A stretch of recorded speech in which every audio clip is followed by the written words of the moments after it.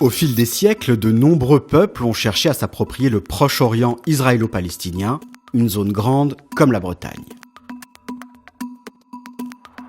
La terre y est fertile et permet une agriculture variée depuis des décennies. Mais ce qui fait de ce territoire un espace convoité, c'est d'abord le fait que c'est ici que se sont déroulés la plupart des événements comptés dans les textes sacrés, chrétiens, musulmans et juifs. Cette terre a souvent été le théâtre de violents affrontements. Mais comment en est-on arrivé là ? Pour le comprendre, il faut revenir plus d'un siècle en arrière. Les violentes persécutions dont ont été victimes les Juifs dans certains pays d'Europe au XIXe et XXe siècle poussent les Européens de confession juive à s'installer massivement dans la province ottomane de Syrie-Palestine. Dès 1917, le gouvernement anglais signe la déclaration Balfour, un texte à travers lequel il s'engage en faveur du sionisme, un mouvement international qui vise à donner à la communauté juive un territoire national propre en Palestine. Après la Première Guerre mondiale, la Grande-Bretagne prend le contrôle du territoire qui devient la Palestine mandataire, statut qui sera conservé jusqu'en 1947. C'est à cette date que l'ONU propose un plan du partage du mandat en 2 États, un juif et un arabe palestinien, avec la ville de Jérusalem sous contrôle international. Le plan est adopté malgré l'opposition des Palestiniens et de tous les pays arabes, et en mai 1948, naît l'État hébreu. Ses voisins lui déclarent aussitôt la guerre.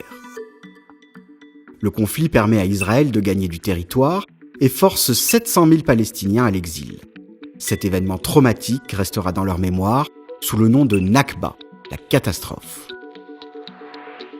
En 1967, une guerre éclair, la guerre des 6 jours, permet à Israël de conquérir Jérusalem-Est, la Cisjordanie, Gaza, le reste de la Palestine mandataire, ainsi que le Sinaï égyptien et le Golan syrien. L'Égypte signe en 1979 une paix séparée avec Israël et récupère le Sinaï. En 1987, les Palestiniens se révoltent contre l'occupation israélienne, c'est l'intifada.